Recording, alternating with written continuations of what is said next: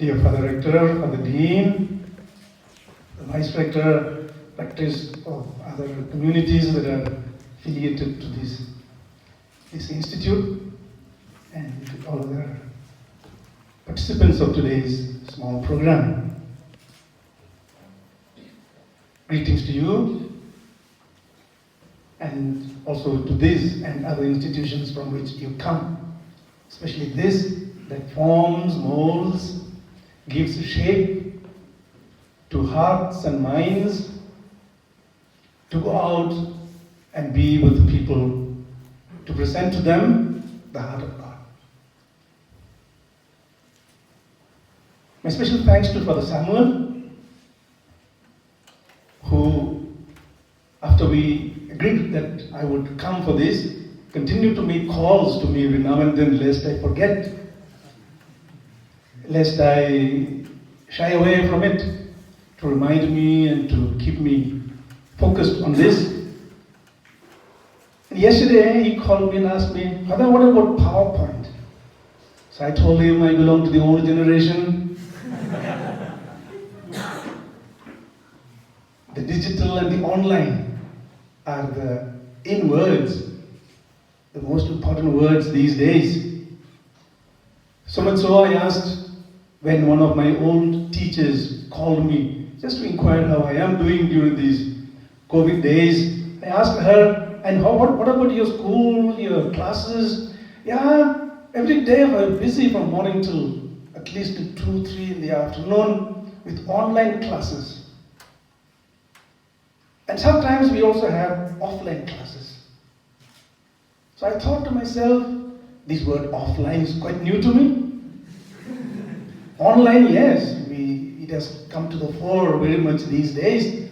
Offline, and I thought to myself, she's referring to the ordinary classes. And you see how when one word comes to the fore and becomes powerful, it sort of, removes from our vocabulary or our perception of something that is even more important and pertinent than what that new word signifies. The offline, what she refers to is the ordinary classes. It is the stuff of schooling. Sitting in classes, meeting students, explaining, drawing on the blackboard, talking to them, playing with them. It kept me thinking that sometimes the normal, the ordinary, the important can be submerged, wiped out sometimes by some of these new developments in our society. That also reminds me that one day when I was giving another talk, please don't think that I'm giving talks every day, it just happened to be that several years back, I happened to be giving a small talk, and the one talking before me was talking about harnessing the digital and the online, once again, towards evangelizing. After that talk was my talk. So one was arranging the microphone and also the electronic stuff. Father, what about this? I said, no, I'm talking about the print media. I don't need anything visual. So he was quite happy. He put away all those things and I just spoke. So today is about words. I told Father Samuel it's about words. I'll just talk, whatever comes to my mind. Words, and as the topic says, word, putting it across through words. A few years back, when President Obama was still the president, he paid a state visit to England, 2011. And he began like this: My Lord Chancellor, Mr. Speaker, Mr. Prime Minister, my lords and members of the House of Commons, I have known few greater honors than the opportunity to address the Mother of Parliaments at Westminster Hall.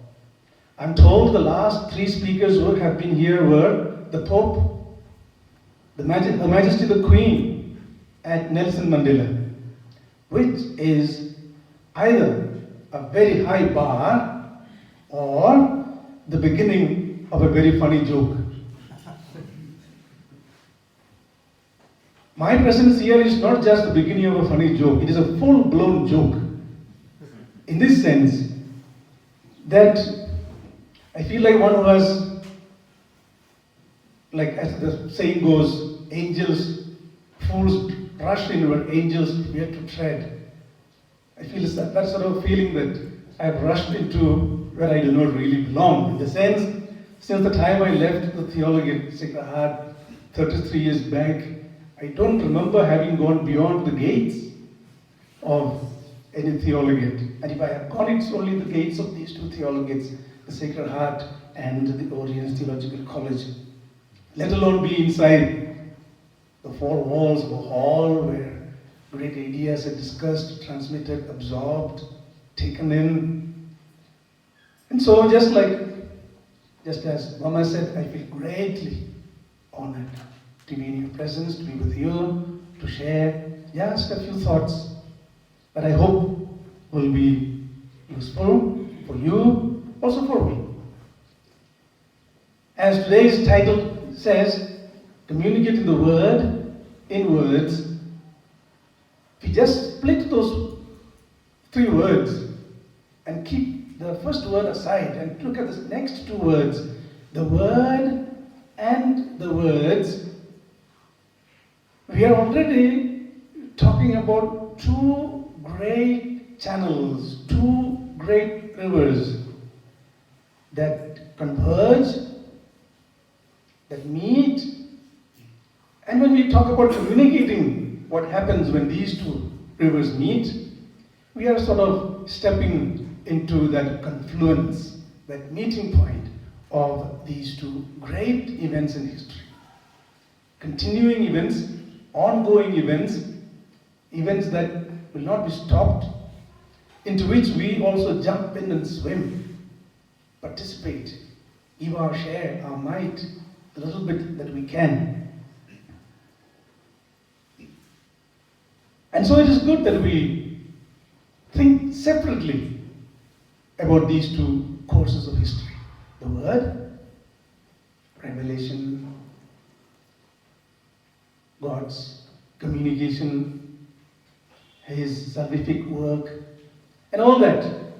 Our faith, our religion, our rituals, our sacraments, and all of them put into this one word, the Word.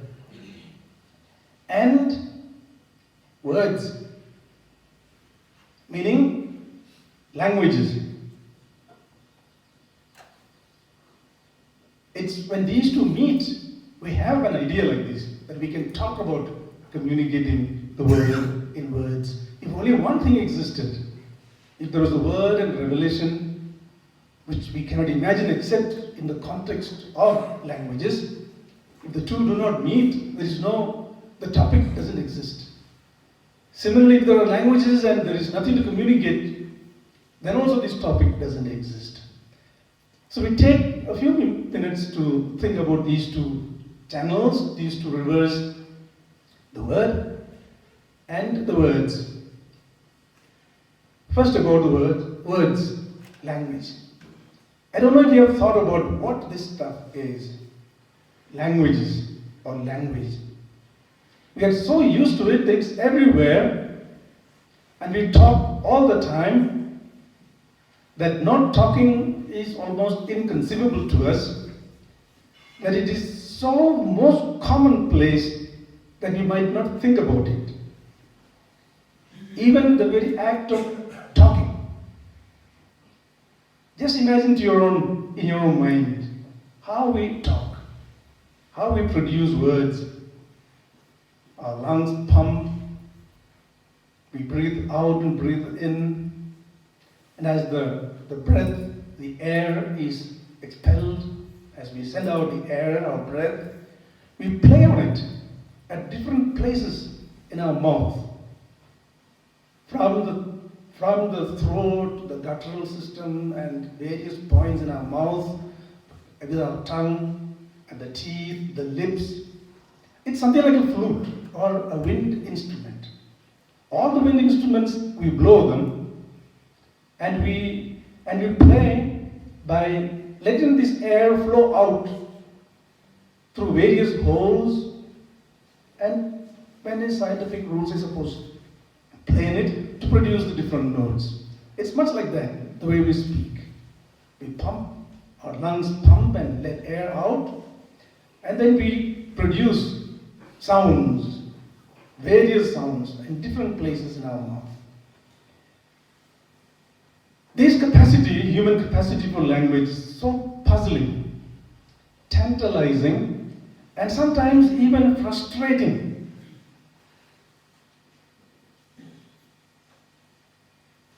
In the sense, where did it all begin? How did it begin? And at the same time, as I said, nothing so decisively sets us apart from our primate cousins. The chimpanzees, the orangutan, all those whom we call primates. There's nothing that sets us apart so decisively as our capacity for language.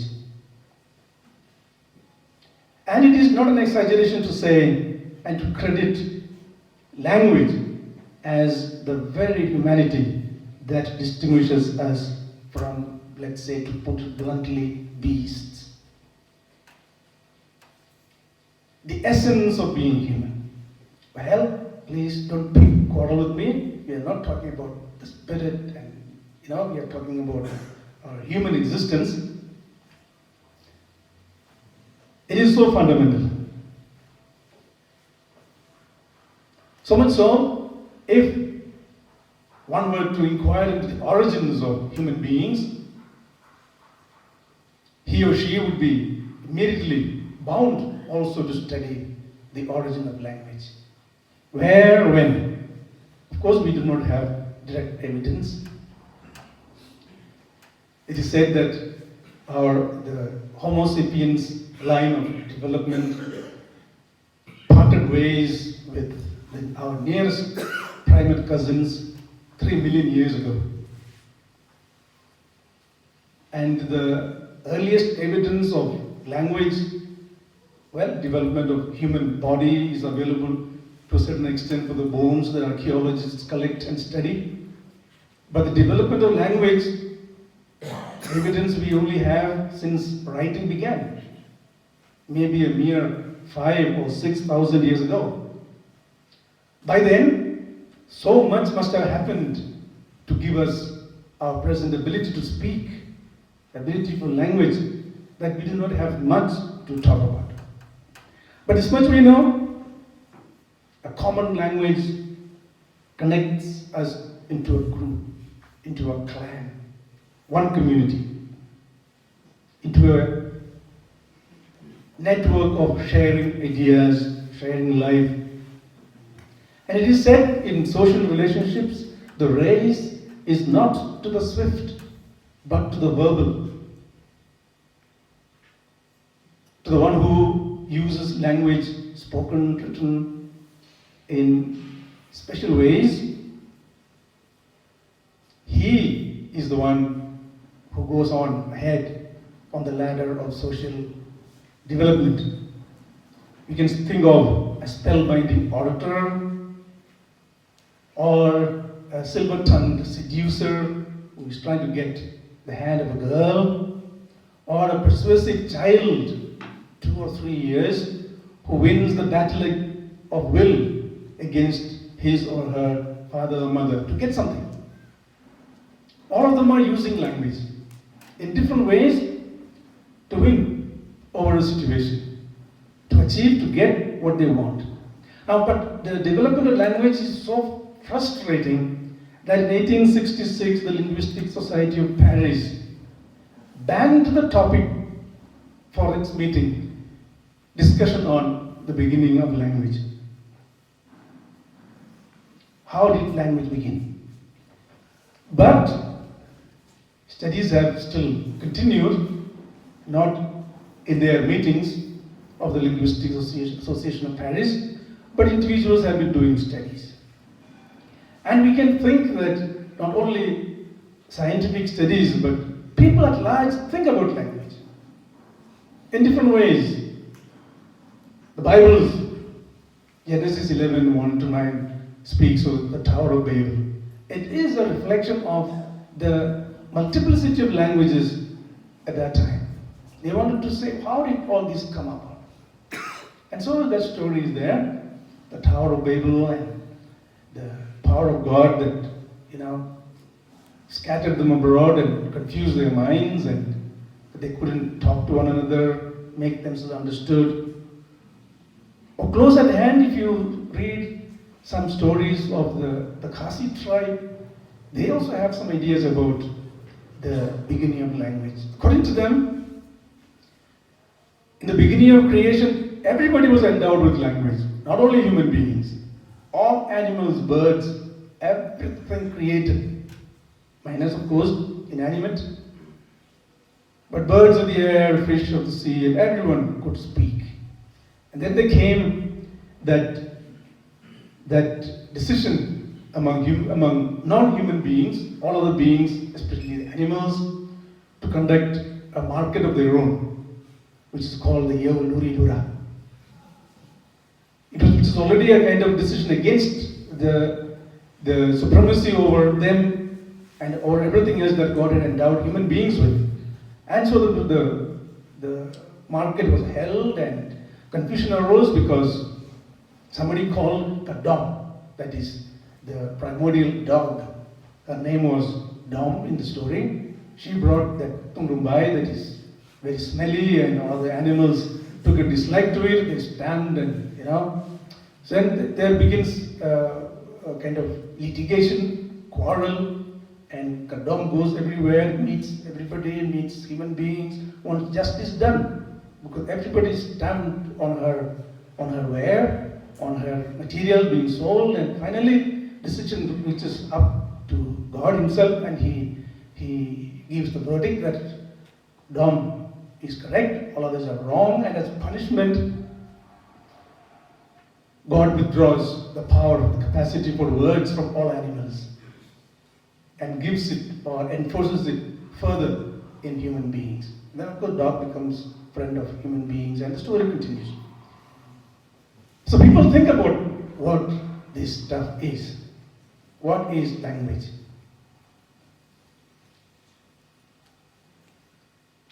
Language is an instinct.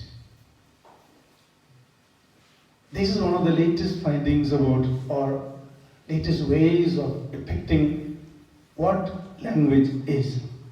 Not languages, language. By which I mean, or we mean, the capacity for language,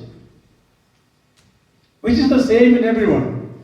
A child born in China, a child born in Russia, a child born here, a child born anywhere is born with a certain capacity. That capacity we call language, of which manifestations are languages. A child born in China gets that capacity for language developed, and he or she learns Chinese, and so on. So language is far more than just a cultural artifact. We don't learn language as we learn how our government works, as we learn theology or sociology or any field of study. Language is not taught to children, I mean. Language is imbibed, absorbed, with very minimum input. There are no elaborate classes through which a child goes through before the child begins to talk. In fact, there is hardly any introduction to learning language that a child is put through. So when we say language is innate and instinct, we also mean by that there is a biological correlative in our brain which is called language. It is part of our makeup. Complex, specialized skill developed in a child spontaneously, without conscious effort, without formal education, deployed without awareness. Are we aware when we talk? We are. When we say a simple sentence, I saw her yesterday,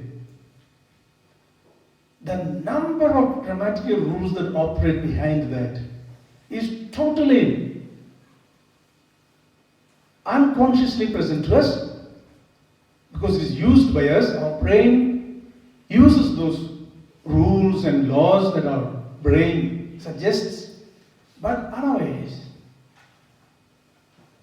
So people call it a psychological faculty, a mental organ, a neural system, a computational module, and so on. And so it's called an instinct of a type, of a different type. An instinct that is akin in a way to the instinct of spiders that weave webs, to the instinct of hens that lay eggs. A hen lays an egg because it is a hen. A spider weaves a web because it has spider brains. Human beings talk, speak, have language because we have language brains. It is in our brain. It is unique, yes, to human beings, but things unique to a particular species is not unique in the universe. Meaning to say, there is uniqueness everywhere in the universe. Simply because it is unique to us doesn't mean it is unique in the sense that it is something really extraordinary in that sense. Because uniqueness is everywhere in the universe. Think of bats that home in on flying insects using Doppler sonar system. We don't have it. Bats have it. It is unique to them. It is unique. Think of migratory birds that fly for months on end. Months, and I'm told sometimes even for more than a year. Some migratory bird just flying, sleeping in flight sometimes, navigating their course with reference to the constellations, with reference to the sun and the moon at that time of their flight, at that time of the year. Because all these things vary. So it is unique to migratory birds that they can do that. It is unique to bats that they can do what they do. It is unique to us that we have language. It is an instinct, but it does not mean that it is some fatal automation. That it is a brute impulse. An instinct that is flexible, that can be shaped, formed in a particular way. And our flexible intelligence comes, as we know, from the interplay of so many instincts, so many things. And so, this understanding of language as instinct, as embedded in our brain, as part of our brain's biological makeup, is crucial. In the sense, the first realization of that instinct, which we call the mother tongue, which we call the L1, because we might learn other languages, has pride of place. It is something primary, our mother tongue, the L1.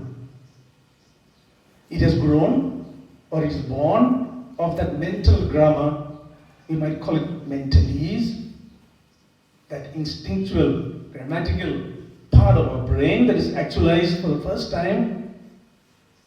Already before we are born, a child hears, a child is absorbing, a child's brain is forming a grammar in his brain already before birth. And after birth, of course, with much wider and more input from various sounds, from parents, from siblings, from friends and relatives. That grammar is shaped more and more, and it develops by itself, not being taught. That's and linguists point out to this fact that sometimes children make ungrammatical sentences as part of their process of learning language. So an English child learning English will produce sentences like, I holded the doggy in my hand. It is ungrammatical. I held the doggy in my hand would be grammatical. But an English child goes through that process, first absorbing the more universal laws of her language, where hold and holded, walk and walked are parallel. Although grammatically hold and holded is wrong. Hold and held. Walk and walked. So we see that the child is programming its brain automatically. A time will come when the child will realize that I holded the doggy is wrong, and will say I held the doggy in my hand.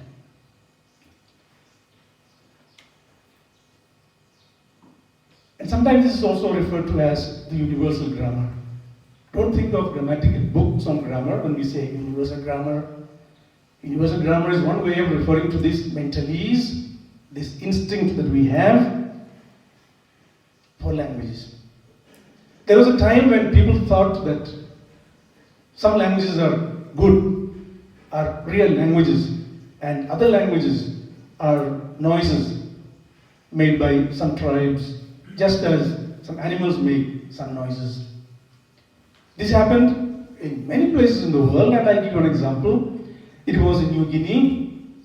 New Guinea has a stretch of mountains that stretch from north to south, visible from east and west, from the coasts, not explored by many explorers. But in the 1960s, a group of explorers landed there, and they never thought they would meet people there. They moved up into the hills, and between the hills were many temperate, warmer lowlands, plains, and they met people. And they were talking, jabbering, saying all kinds of things.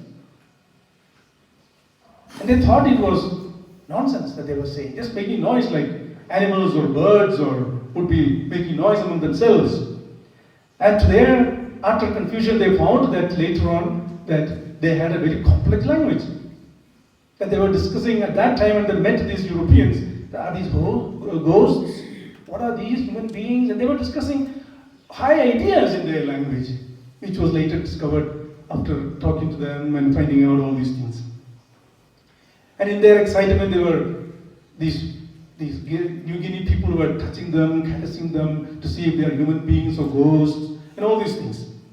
At the end of the study, somebody said there are Stone Age societies, but no Stone Age language. We might even ourselves think, oh, that's a small language.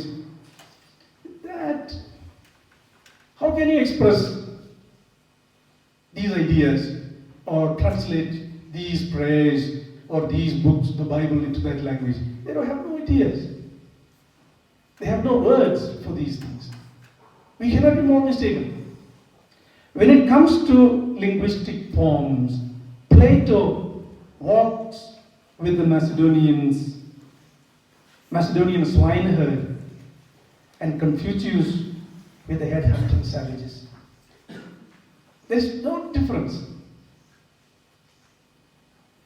We might think of some languages more developed simply because there are books, or it is used in a wider area of our life, in government, in education, in religion, and so on. But there are no language that is inferior to another. As somebody says, a dialect is a language equipped with an army and a navy. You need to say somebody who speaks one particular language conquers another land because he has got the power, he He has got ships, he has got guns, he goes over across the seas, conquers another land, and imposes his land, his language, and that language becomes the main language of the area, and it becomes language. Those things dialect at one time. So a dialect is a language that has an army and a navy at its disposal. That tells us to look at every language with pride and give every language the importance it deserves. A few years ago, I happened to go to Gojapara in Guwahati Diocese, a parish that is among the Rabhas, and that was about 10 years ago, and about 20-25 years ago, I had done some work there, made some prayers and some songs and all these things. And one lady dressed shabbily, elderly lady, must be in her 50s, she walked up, hunchback, bending, almost supporting herself on her knees with her hands, and she said, "Father, thank you. I can talk to God in Rabha." I couldn't be happier. Whatever little that I did had that much effect on at least one person. And it is necessarily not only on that one person. I suppose she echoes the feelings of many others, at least people of her age, if not the younger generation that might feel a little disenchanted with their language. I can now call God in my language. God speaks Rabha.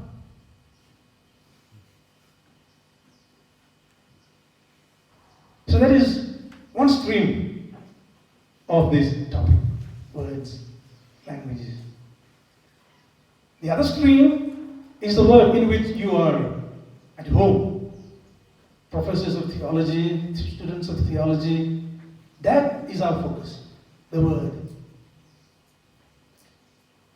In the beginning was the Word, and so on. In the beginning, God created the heavens and the earth. Earth was formless wasteland. And God said, it would look as if the initial creation was silent. The beginning, God created the world. It was formless, void, darkness and everything. And forms evolved. Shape was imprinted on it by the power of God. But immediately we are told, God said, let there be this and let there be that, which is explicited more in the first verse of St. John's Gospel. In the beginning was the Word was with God. Nothing was created except through Him and with Him. Now this, of course, is a very long river, this Word. All of our theology is there. All of our revelation is there. All of our books in these two big libraries and all other libraries of theology and God's action with us is in that one word, the Word. Now what is this word basically?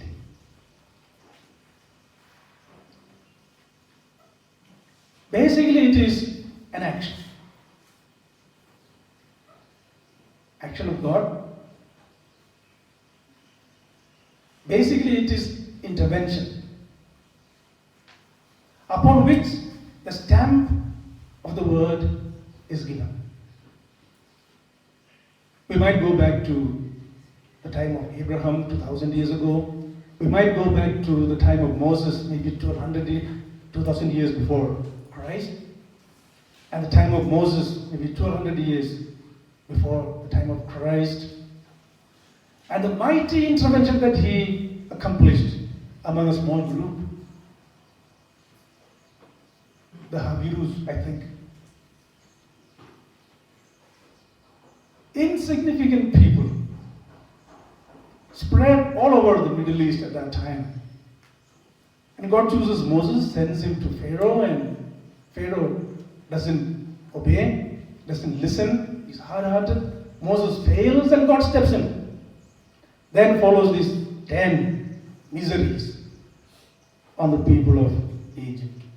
The Nile turns red with blood, frogs invade them, gnats harass them, flies covered the land. Plague followed and took cattle. Boils all over their bodies. A shower of hail big enough to break their heads. Locusts, all hungry, eating up everything that can be found on the land. Intense darkness. And then finally, foolishness on the part of the Egyptians to hold a week-long celebration, sacrificing their firstborns. And as God led them through this great intervention, this experience of salvation, of redemption, and there on Mount Sinai in the desert is the kernel of our Bible, the Ten Commandments. Well, parts of the Bible were written much before this time, because this, as I said, took place maybe 1200 years BC, and we know parts of the Bible antedate or before this date. But here we have the kernel of the Bible. God's intervention, salvific, redeeming, loving intervention. The Ten Commandments. The first, within inverted commas, book. The stone tablets. Kept in a tent. Later on. Carried from place to place. And the experience grew. The intimacy between God and the people grew. And as the years went on, transformation takes place to these Ten Commandments, in the sense, the material of the Ten Commandments, the tablets, the tent that housed it. The Ten Commandments are destroyed. And then we have manna maybe taking its place, which again is placed in a tent, revered. All of this is later on destroyed, but the idea survives. And the first book of the Bible, the Ten Commandments, I'm saying book in inverted commas, gives birth to the book of Deuteronomy, and around it, the community is changed and modeled and built anew. And what we have today in our church, the church building, is another form of that temple. The tabernacle, the altar, are all new forms of that primordial things that the Israelites had. The tabernacle, the altar, the priesthood, the temple itself are all undergoing various developments all along, right from the beginning, the Exodus, the desert experience, the Ten Commandments, and gradually all these things. All this put together is the Word. Now we have these two things, all these rich experience that the Israelites went through, communicated to us, handed over to us, and we have been called to participate, to experience, and to be an integral part of that experience, and now to translate or to put all these things in words, in languages. As we said, once this mental ease or instinct for language is developed in the first language, then there forms a very intimate connection with the language for each one of us, as individuals, as a tribe. Even today, if I were to trip on something, and Israel would be my first reaction. Oh my Jesus, it is my mother tongue. And amen. This is what I would say instinctively, without thinking, after being away from home for the last 50 years. Such is the power of the mother tongue. And it is said that language is so central, integral to us, that we can think of it as at two different levels. In relation to a particular group, a tribe, or lot of people. First, as an identity marking link. Just as the lady would wear giant sem or I don't know, whatever dress the tribe is used to wear, the Dakmanda among the Garos or the Rupan among the Rabhas, whatever it is. It's a kind of, it sounds forth or it declares her identity.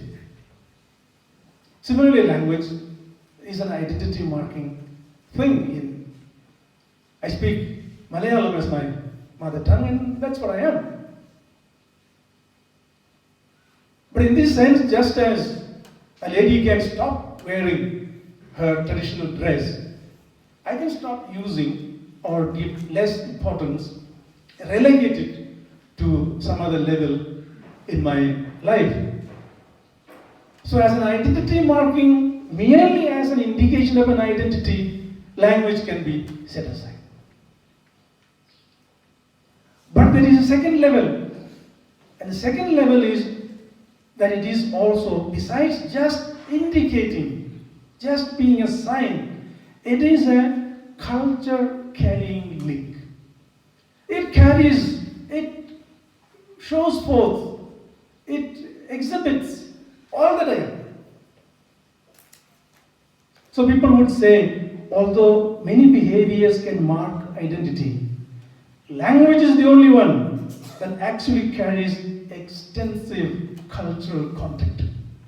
Don't we know that in the book of Genesis, God made everything and took everything to Adam to see what he would call them, and that was their name. So language is any tribe's first use of power. This tribe calls this by this name. Water or or whatever. So language is naming. And in that naming, the tribe is using its power over things, giving it a name. And the ancestral language connects the people to its heritage in ways that there is simply no substitute. What is most unique and basic about the link between language and culture is the fact that in huge areas of real life, language is the culture. So you immediately see the great intimacy, unavoidable as it is, between our mentalities, our brain language, or our language brain, put it either way, and our mother tongue. So much so, core spiritual values and concepts framed in the heritage language of a group is difficult. Not only to translate, but even to express adequately to somebody else. Because the language, his or her words, has so many things in it, more than the way it sounds to somebody else. Such is the power of the language. We know how the states of Mizoram and Meghalaya came to be born. The first and the most important plank on which the leaders who gave rise to that movement that finally ended in the creation of these states was the idea of language. Assam government had promulgated official language bill in 1960, imposing language Assamese everywhere. It boomeranged. It didn't succeed. It broke up Assam, the old Assam, spearheaded here in our hill states by Captain Sangma. Such is the power of language. If we now go a little beyond culture itself and come more into the area in which we operate, religion. What is religion?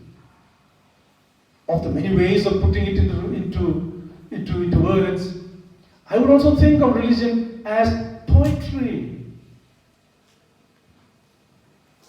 Religion creates beauty in our mind. It ennobles, uplifts our mind through language. And so religious language is metaphoric, elevated, special in itself.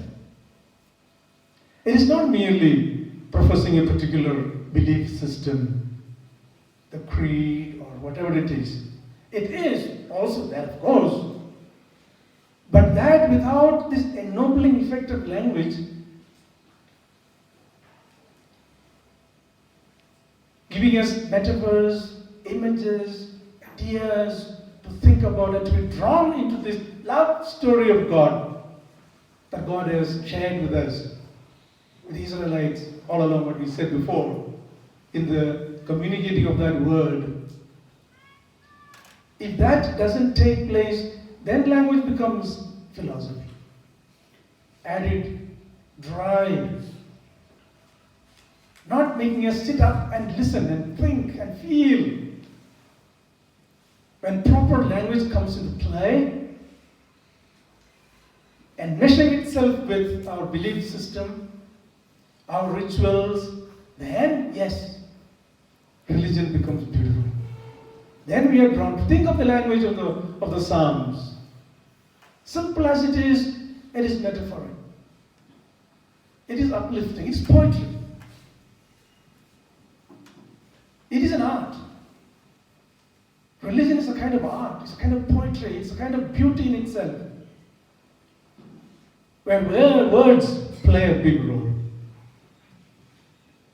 And actually in religion we also revisit our past. As we will see all across the Bible. The Israelites recalling back, God, you did this and that time, and you did this and this. They are reliving, recalling, and making all that once again part of their life. There and then. Recalling things that took place maybe 1,000 years ago, 2,000 years ago, making them alive once again, reenacting,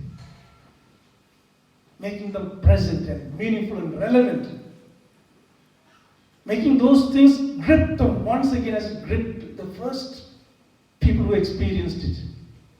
To feel the manna falling all around just as the Israelites saw it all around them in the desert. To feel the Red Sea going dry. To see the waves of water standing like walls on both sides.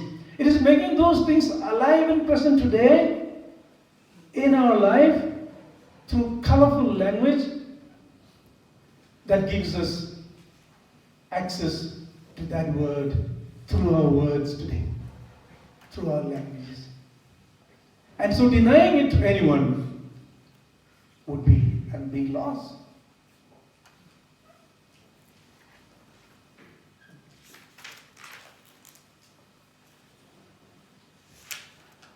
And we can see that when there is a disconnect between the language used in religion and people's feeling level language,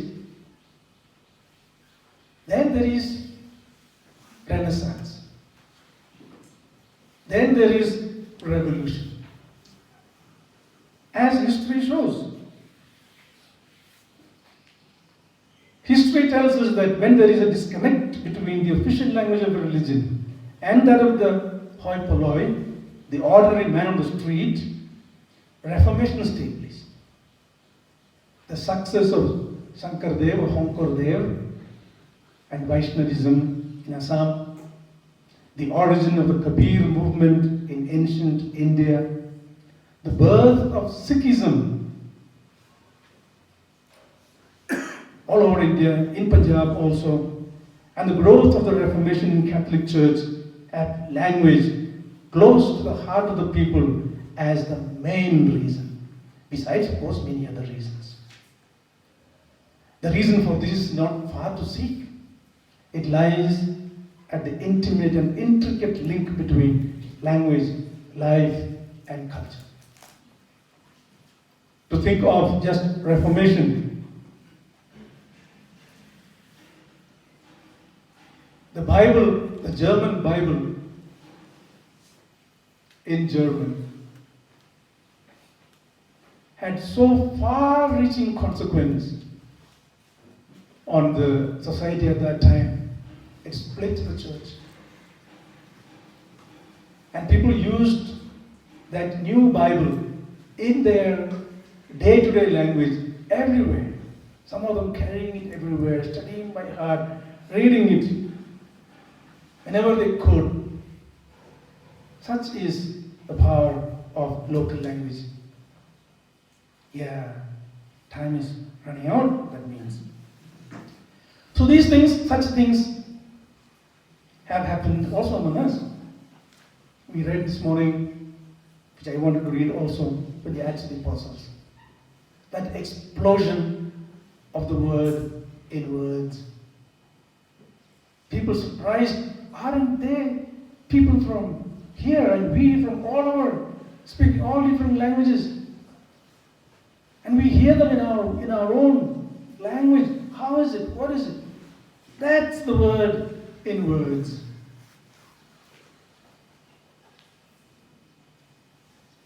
Jesus was crucified and writing on the cross in 3 languages. And gradually, the church also slid into giving so much power to those 3 languages, Hebrew, Greek, and Latin, that for a moment it forgot the power of the words of the ordinary language. So much so, Saints Cyril and Methodius, 2 brothers, they knelt and cried to God, please speak in Slav. And if you cannot, we will do. Speak through us. The Slavic language grew out of a new script, today called Cyrillic script, named after Saint Cyril. So all these things, we can go on more and more on these things. In Northeast, as I said, in the last 100 years, we have seen an explosion of activity in all these various fields or various languages. We have no time. I just want to talk about one person, Father Silvanus, about whom I'm sure all of you have heard, and some of us who have been longer here have seen him in flesh and blood, know more intimately. I just want to say, to put to your mind, to your awareness, the great amount of work that he did in Khasi literature, when he could have excelled in any language that he knew, on the international level or anywhere. He said it's better to take a few drops of water to a desert than take water to the sea, it's already full of water. And so he refused in one way to write in English. He wrote in Khasi. Of course, he has 2 Greek and Hebrew dictionaries from 1975, published in Jerusalem and in Athens, Hebrew in Jerusalem, Greek in Athens. And then he ran a 4-page newspaper weekly called Kasurshipara. He ran it for 14 years, continuously, not missing one single issue, one single week. 14 years, and every week 2,000 copies of it. Put together 104,000 copies. Issues, 104,000 issues. 14,56,000 copies in 14 years. All by himself. He was the news gatherer, he was the typist, he was the editor, he was the proofreader, he took it to the press, he brought it back to the press, he distributed among few of his friends, few outlets that he had, all by himself. 14 years. And then between 1922 and 2011, he produced 23 volumes of commentary on different books of the Bible. Not all, different books. Put together 11,600 pages. 11,600 pages of biblical commentary, which, according to me, I do not know much about English commentary, I would say they stand on a par with other commentaries in English. 11,600. And then he edited, maybe also wrote a lot of the 4 volumes of Gospel. 4 volumes, this thick, More than 1,000 pages each, put together 4,462 pages of poetry, adding up to 1,88,600 rhyming poetry. Poetry that rhymes from line number 1 to the last line. 1,88,600 lines of rhyming poetry. Try making a poetry of 1 page with rhyme. Not only rhyming, the number of syllables fixed in a particular order all across. Poetry with exquisite beauty. There should be more of us, more of you who are from various language background, who should take up the pen in your own language, in mother tongue. We could go on for a long time on the importance of the mother tongue and the harm that English primary education does to us, but we keep those things aside.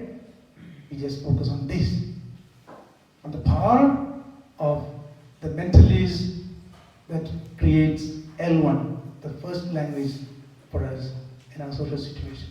And the power it has on our mind, on our heart, which is true not only for me and for you, but for the man on the street, the daily wage earner, the one who is carrying or hauling loads in the market. His language is power for him. And we can translate the word, interplay, or the intervention of God in our history, in our past, and bring it, give it, and flesh it, give it life in the understandable languages which we call mother tongues that we find all over. And there will be miracles. Thank you. God bless you.